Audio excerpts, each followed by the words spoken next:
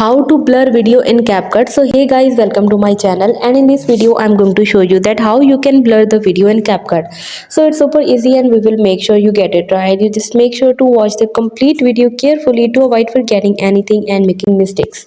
Open the Capcut app and create a new project or import an existing video. So let me select this video, and after that on the timeline tap on the video clip you want to blur. So let me tap right here on this video, and after that tap on the effects tab at the bottom of the screen.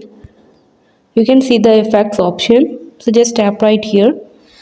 So let me select the video effect there, and from there you will have to scroll down and will have to find further blur. So you can see the spot blur option, so let me select this one.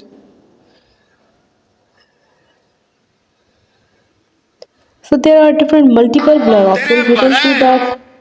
You can see that this video is now blurred. So this is how you can easily make the blur video. Remember that these methods will only blur the video within the CapCut app, and once you save the video the blur effect will be applied, and you can share the video on the social media platform and send it to the friends and the family, or use it for personal project.